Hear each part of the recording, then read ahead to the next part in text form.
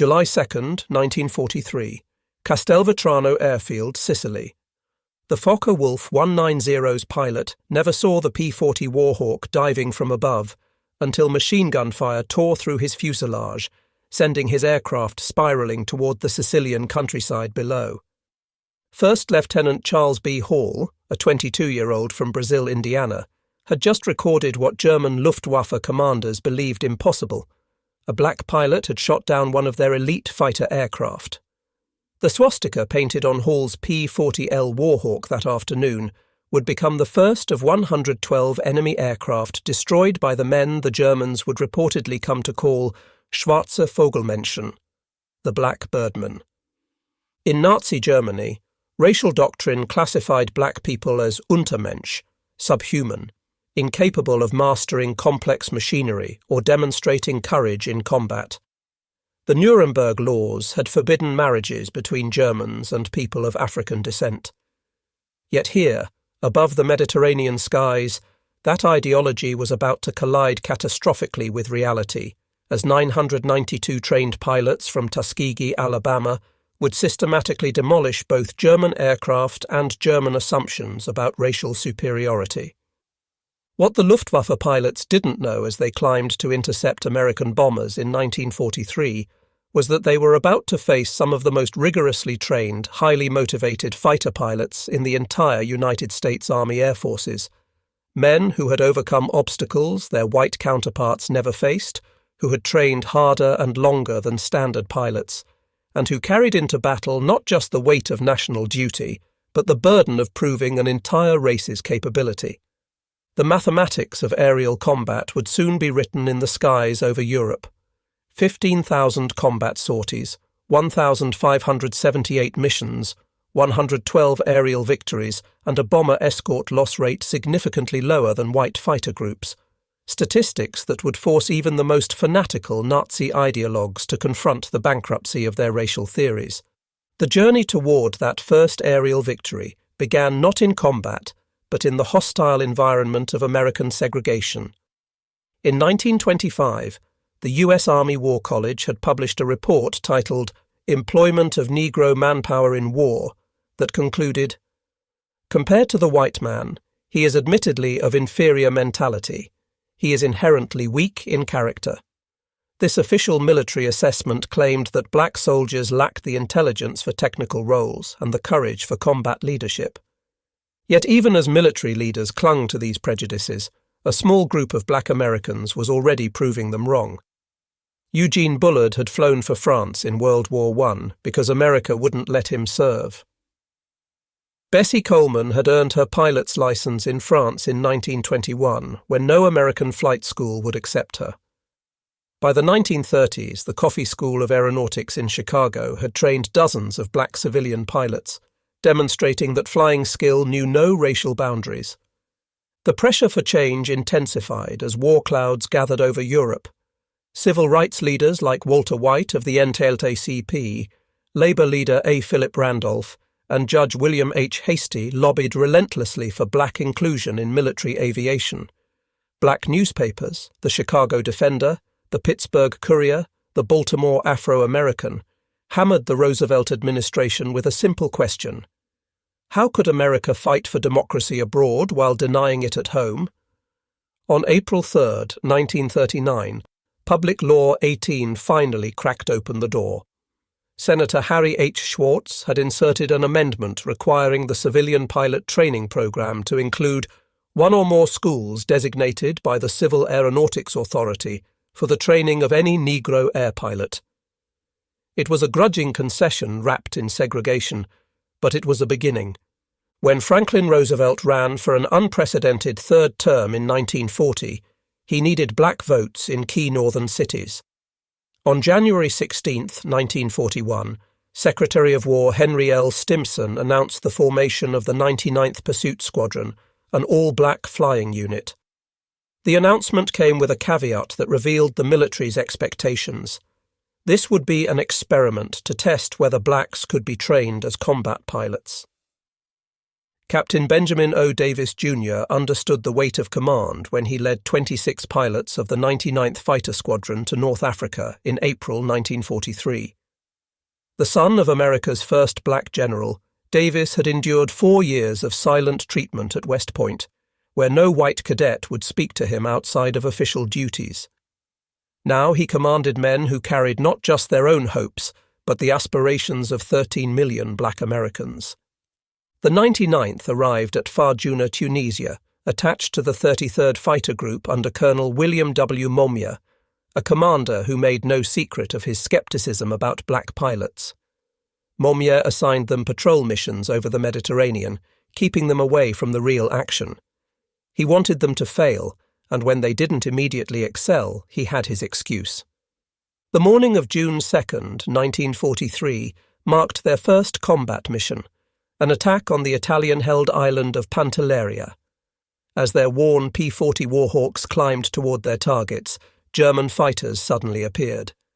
The Tuskegee pilots held formation, protecting their bombers. No aircraft were lost on either side, but the Germans had learned their first lesson. These pilots wouldn't break under pressure. But it was July 2nd, 1943, that changed everything. Charles Hall was flying his 8th mission, escorting B-25 Mitchell bombers attacking Castelvetrano airfield in Sicily. 2 Focke-Wulf 190s bore down on the bomber formation. Hall later testified, "I saw 2 Focke-Wulfs following the bombers just after the bombs were dropped. I headed for the space between the fighters and bombers and managed to turn inside the Jerrys. I fired a long burst and saw my tracers penetrate the second aircraft. He was turning to the left, but suddenly fell off and headed straight into the ground." When Hall landed, the entire base erupted. Black ground crews, who had endured months of insults from white personnel, finally had their answer to every slight.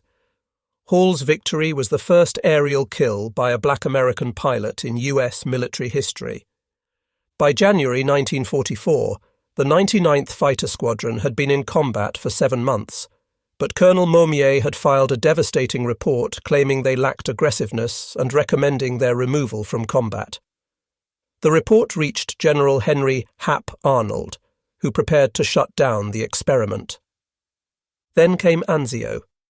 On January 27, 1944, the Luftwaffe launched massive raids on Allied forces at the Anzio beachhead. 15 pilots of the 99th, flying obsolete P-40s, encountered superior Focke-Wulf 190s over the battlefield. What followed would silence the critics forever. The 99th shot down multiple enemy aircraft. Sources vary between 8 and 13 kills over 2 days. Captain Charles Hall claimed 2 more victories, bringing his total to 3. In 2 days, flying inferior equipment, they had destroyed more enemy aircraft than they had in their previous 7 months of combat. The War Department launched a study comparing the 99th with other P-40 squadrons and concluded they were performing just as well as white units. The success at Anzio proved black pilots could excel in combat when given the opportunity. In May 1944, the 332nd Fighter Group, combining the 99th, 100th, 301st and 302nd Fighter Squadrons, received orders that would transform them from outcasts to legends. They would join the 15th Air Force as bomber escorts, flying the long, dangerous missions deep into Nazi Germany. Colonel Benjamin Davis gathered his pilots at Ramitelli Airfield on Italy's Adriatic coast. "We cannot afford to lose bombers," he told them. "Our job is not to be aces. Our job is to bring those bombers home." This directive would define their combat philosophy: stay with the bombers, no matter what. In June 1944, General Nathan Twining ordered a systematic marking system for fighter groups. Each would receive distinctive colours for instant identification. The 332nd was assigned red, not just red noses or red bands, but entire tail sections painted crimson. The P-51 Mustangs, with their red tails, red propeller spinners, and red nosebands, became instantly recognisable. The first bomber crews to receive red tail escorts didn't know their protectors were black. They only knew that these fighters stayed close, never abandoning them for easy kills. Word spread through the bomber groups. Request the Red Tails if you can get them. July 18, 1944, would test the Red Tails like never before. Colonel Davis led 66 Mustangs to rendezvous with bombers targeting the Luftwaffe base at Memmingen, Germany.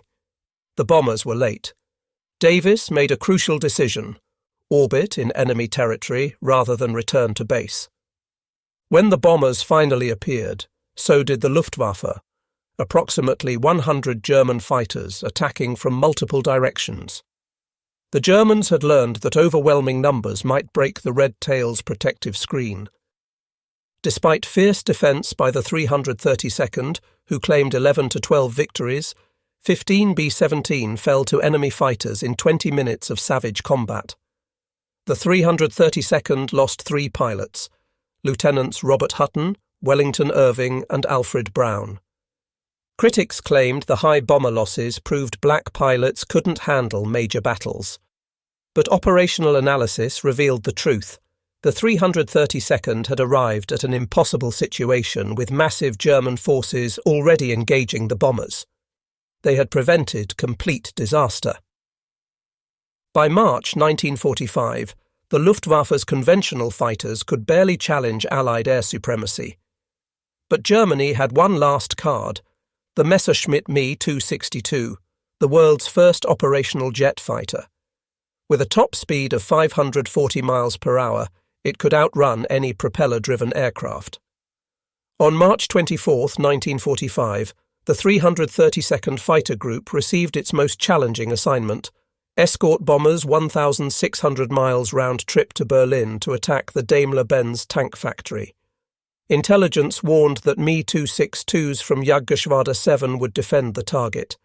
Colonel Davis led 43 P-51 Mustangs into the heart of the Reich. As they approached Berlin, Me-262s appeared, the largest jet fighter force ever assembled for a single interception. Lieutenant Roscoe Brown had studied the jets' weaknesses. "We knew the German jets were faster than we were.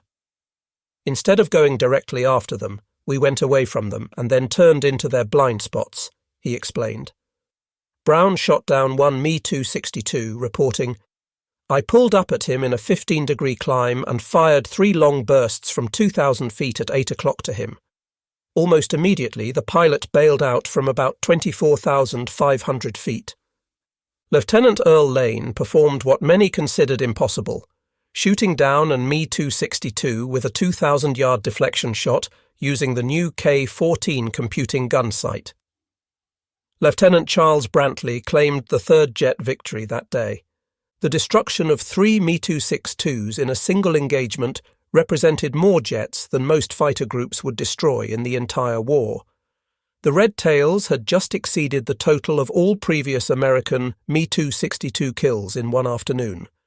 The 332nd Fighter Group earned a distinguished unit citation for this mission.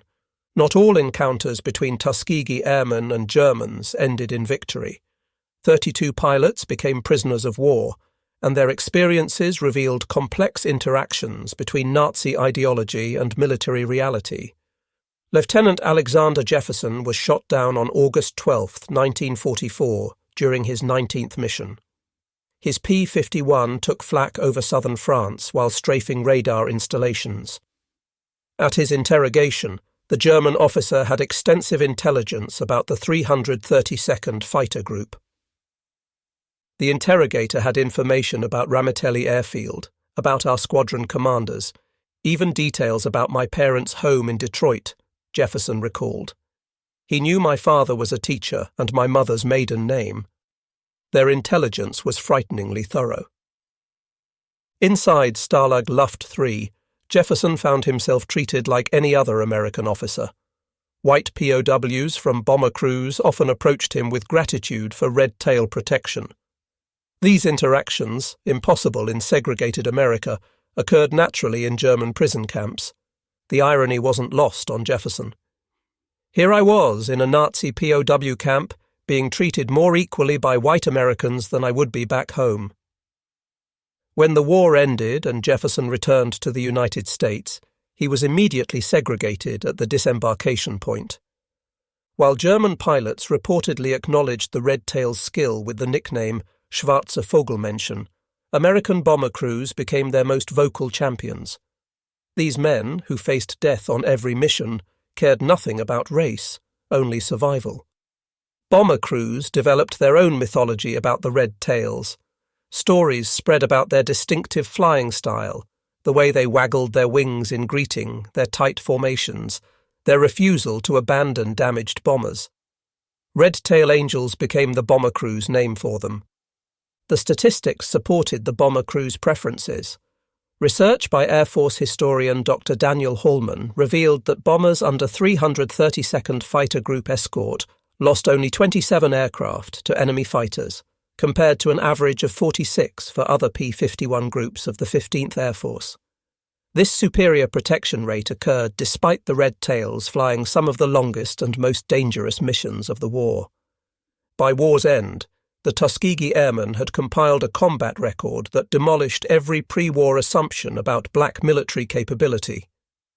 Combat operations: 1,578 combat missions flown, 15,000 plus individual sorties completed, 179 bomber escort missions, 311 missions for the 15th Air Force, enemy aircraft destroyed, 112 enemy aircraft destroyed in aerial combat, 150 enemy aircraft destroyed on the ground, 3 Me-262 jet fighters shot down on March 24, 1945. Ground targets destroyed: 950 railcars, trucks and motor vehicles, 254 locomotive engines. TA-22, former Italian destroyer Giuseppe Missouri, damaged beyond repair on June 25, 1944. Protection record: 27 bombers lost to enemy fighters, versus 46 average for other groups. Superior protection rate maintained across 179 escort missions. Individual achievements: Lee Archer, 4 confirmed victories. Joseph Ellsbury, 4 victories, including 3 FW-19s on July 12, 1944. Edward Toppins, 4 victories. Clarence Lester, 3 kills in 1 mission, July 18, 1944. Decorations earned: 96 Distinguished Flying Crosses, 332nd Fighter Group pilots, 744 Air Medals, 14 Bronze Stars, 8 Purple Hearts, 3 Distinguished Unit Citations for the 99th Fighter Squadron, 1 Distinguished Unit Citation for the 332nd Fighter Group. Human cost: 66 pilots killed in action, 32 pilots captured as prisoners of war, 84 killed in training and non-combat missions. The transformation from mockery to respect wasn't just about courage. It reflected superior American training methods and technological advantages the Red Tails wielded with precision. At Tuskegee, pilots flew more hours than their white counterparts, 300 compared to 200 for white pilots. They practiced formation flying obsessively, knowing that in combat, discipline would be their edge. The washout rate at Tuskegee was 60% compared to 40% for white cadets. Only the very best survived the program, creating what Colonel Noel Parrish, Tuskegee's commander, called a super-selected group. The progression through aircraft types told its own story. The 99th began with hand-me-down P-40 Warhawks, already obsolete when they arrived in North Africa. These liquid-cooled Allison engine fighters were inferior to German Bf-19s and FW-19s in almost every performance metric. Yet the Tuskegee pilots used the P-40's superior turning ability and rugged construction to hold their own. The arrival of P-51 Mustangs in July 1944 transformed the Red Tails into equals of any fighter unit in the war. The North American P-51D Mustang represented American industrial perfection. Its Packard-built Merlin engine gave it a top speed of 437 miles per hour. Its 6.50 caliber machine guns could destroy any aircraft. Most importantly, its range, over 1,600 miles with drop tanks, allowed it to escort bombers anywhere in the Reich. Behind every pilot who shot down a German aircraft stood dozens of support personnel, mechanics, armourers, crew chiefs, who kept the red tails flying. Of the approximately 16,000 Tuskegee Airmen who served, fewer than 1,000 were pilots. The rest were the unsung heroes who made victory possible. The ground crews worked miracles with limited resources. Ramitelli Airfield in Italy was primitive compared to other American bases. Spare parts were scarce, with the 332nd often last in line for supplies. Yet their aircraft availability rate, the percentage of planes ready for combat, equaled or exceeded that of white units. These ground crews also faced combat. German raids on Ramitelli were rare but deadly. On March 24, 1944, a German bombing raid killed several support personnel. The men continued working through the attack, pulling aircraft away from burning fuel dumps. The strategic bombing campaign over Europe provided the ultimate testing ground for the Tuskegee Airmen. Each B-17 Flying Fortress cost $238,000 and carried 10 highly trained crew members. The loss of a single bomber represented a strategic setback that rippled through the entire war effort. This is why bomber protection mattered more than aerial victories. Colonel Davis understood this when he ordered his pilots to resist the temptation to chase German fighters. "Anyone can shoot down a fighter if they abandon their post," he said. "It takes discipline to stay with the bombers when the enemy is running." The Red Tails' escort tactics evolved through experience. They developed a three-layer defense: close escort weaving directly above the bombers, medium escort positioned to intercept incoming fighters, and high escort watching for diving attacks. This system required precise coordination and absolute discipline. The Tuskegee Airmen fought two wars simultaneously, against fascism abroad and racism at home. Their combat record challenged both Nazi racial ideology and American segregation, proving that excellence in aerial combat transcended racial categorization. While the Tuskegee Airmen fought Germans abroad, they battled prejudice at home. Their victories over the Luftwaffe made headlines in black newspapers, but were often minimized or ignored by the mainstream press. The Pittsburgh Courier's Double V campaign, Victory Against Fascism Abroad and Racism at Home, used the Tuskegee Airmen as prime examples. The contrast with German awareness was stark. By 1945, the Luftwaffe reportedly knew exactly who flew the red-tailed Mustangs, calling them Schwarze Vogelmenschen. Meanwhile, many white Americans didn't know black pilots existed. This ignorance was deliberate. The War Department rarely publicized the Tuskegee Airmen's successes. Victory in Europe brought not celebration, but uncertainty for the Tuskegee Airmen. While white units prepared for victory parades, the 332nd faced questions about their future. The Army Air Forces planned to maintain segregation despite combat evidence of its absurdity. For decades after World War II, the achievements of the Tuskegee Airmen remained largely unknown to mainstream America. Individual pilots struggled with this erasure. Lee Archer, with his 4 victories, worked as an executive but rarely spoke about his war record. "Nobody believed me anyway," he said. "A black fighter pilot? Must be lying." In 1948, President Harry Truman signed Executive Order 9981, integrating the U.S. military, a decision influenced by the Tuskegee Airmen's combat performance. Benjamin Davis, who had led the Red Tails over Berlin, became the Air Force's first black general in 1954. Recognition came slowly.